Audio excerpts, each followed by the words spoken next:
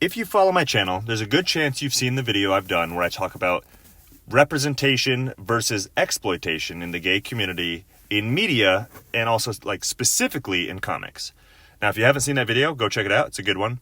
I'm not going to copy what everybody else is saying, but I do want to talk about the Anthony Mackie interview recently where he talks about his character in Falcon and the Winter Soldier and the relationship with Bucky Barnes, and how the topic has come up on whether or not there's a budding romance or a budding, intimacy between the two. And Anthony Mackie in this interview, I think with Variety or something, sets it straight saying, no, there's not. It's just two guys who have, feelings for one another as straight male friends, and how it's okay to do that.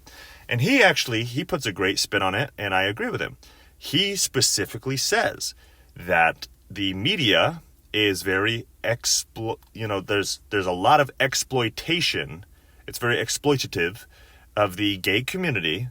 And in the interview, or rather in the article, they're like saying, well, the oddest part about the statement obviously is the first few lines, and it's not clear what Mackie means by the exploitation of homosexuality. What it means by that is, aside from this instance where there's a lot of people that are kind of maybe projecting, I think that'd be the term to use here, or they're adding their own, basically they're adding what really isn't there, and they're kind of making it up and hoping that it turns into what they're pretending that they see. But I've heard the term shipping a ton. I'm not going to pretend I'm familiar with the term. I'm not. If you know what it means, leave a comment below. Let me know. But anyway, we see this constantly with TV shows and movies, and a lot in comics, where they take these characters that are already established and then they just decide they're gay now, and they do it, to meet an agenda. And the agenda is absolutely based upon inclusion and diversity, and I understand that, but they're not. It's a very disingenuous thing that they're doing, where they'll just take an established character and they're like, well, we could make a new character and have to put in all the work to hire an artist and give him a cool look, give him a backstory. You got to come up with a clever name that's iconic, give him a look that's iconic and a cool, unique power. Or we could just say Star-Lord's bisexual now. Or we could just say Iceman's gay now. I think the newest one is it Tim Drake? DC just announced one of the Robins is bisexual now or something like that. I didn't even look fully into that. But again, it's very disingenuous. And of course, it's Pride Month. So of course, they're going to do it because they want the virtue points, the virtue signal points. Anyway, it's not what this video is going to be solely focused on. I am 30 years old. And I am, I'm 6'7". I am a competitive bodybuilder, so I'm leaner though. So I range between 230 and 260 pounds, and depending on my body fat and all that, I can at times have a very deep voice if I want to. I've got a beard, I fit a lot of the that's a traditional, manly man, if you will. But the thing is, it's funny because I've always tried to, no, fuck that. I haven't even specifically tried to. I've always just kind of broken the stereotypes. I don't give a shit about watching football. I don't give a shit about watching any mainstream sports. I follow bodybuilding. That's it. Outside of bodybuilding, I'm into comics. I'm into video games. I'm really into movies. I don't care who's playing. I don't care if the game is on. I've never cared. I don't give a shit about it. I don't drink beer. I don't do all these stereotypical, I'm not out fucking grilling food all day and sipping on my beer and farting and scratching my ass and whatever the stereotypical American white dude shit is, When I was in middle school, I actually remember I was at the mall with my dad and his girlfriend or something, and we went into whatever media store where you can buy movies and whatever, CDs and shit. And I bought A Walk to Remember on VHS because I really liked that movie. I saw it in theaters, and it's what you'd probably classify as a chick flick. It's very dramatic. It's a tearjerker. I absolutely love that movie. And I remember a kid that I went to school with, he saw that, and he told some people at school, oh, he bought this movie, you know, and it's like, yeah, it's okay. Like, I have feelings, and I'm not afraid to be an emotional person. Even now, I own The Notebook. I own The Notebook, not my wife. I own the movie The Notebook. I have like the collector's freaking DVD. It's multiple discs and stuff. I love that movie. You know, I've always been a very emotional person. Lately, I've been listening to Amy Shark, which, by the way, Amy Shark, as in the sea creature.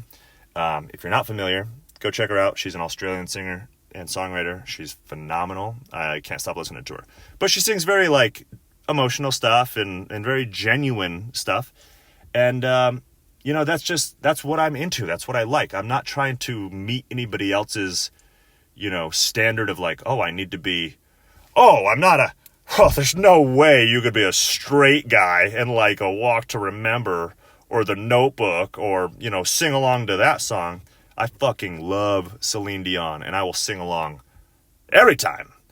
But anyway, the point I'm making is, you know, I feel like 10, 20 years ago, it was like, oh, these are the stereotypical manly macho things. These are the traits that a stereotypical guy does, you know, and it was kind of like, if you were that dumb stereotypical guy, it's like, oh, real men don't do this, whatever the thing is, you know, and then other people who are kind of pointing the finger at the guys would be like, you know, it's way before I heard the term toxic masculinity ever, but it ties into that same thing where a lot of those traits, it's like, oh, toxic males, like, you know, and then they'll revert to whatever some stereotype is, and it's like, you know, toxic males are afraid to show emotion, they're afraid to do this, they're afraid to do that, you know, well, real men don't cry. Oh, that's a toxic male thing to say.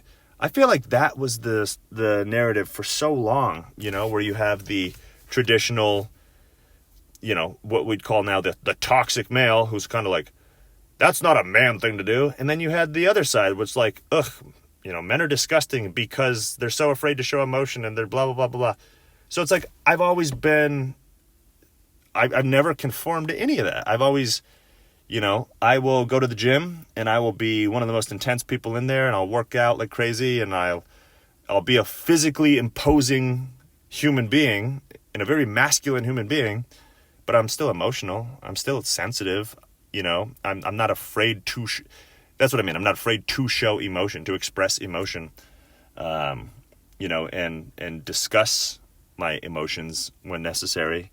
I'm not going to pretend I don't have them.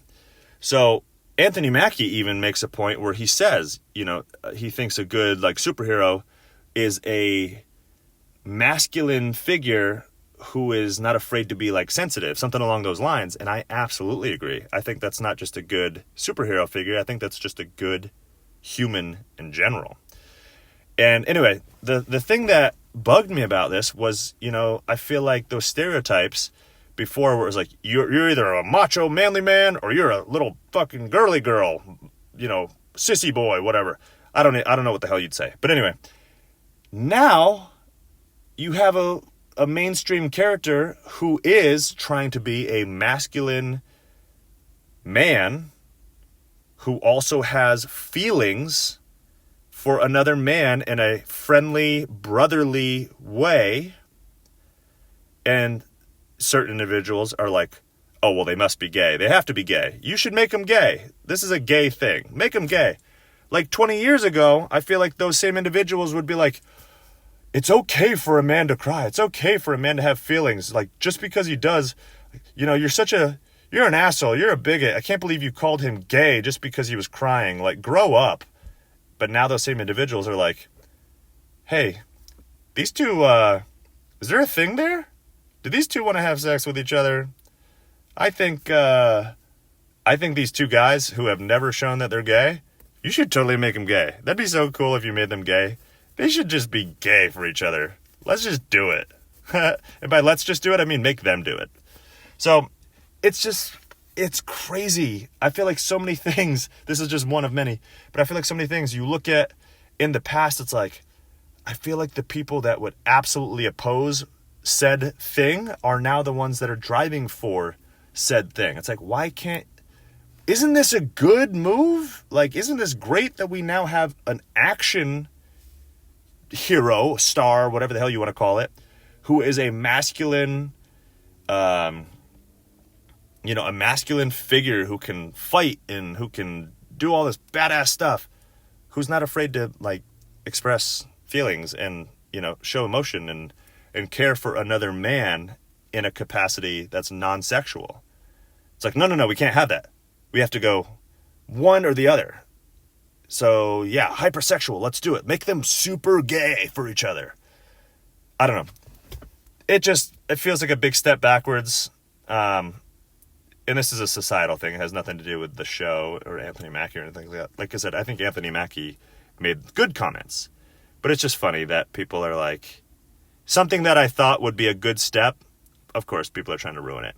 Anyway, let me know what you think. Leave a comment below, and I will talk to you guys soon. Bye.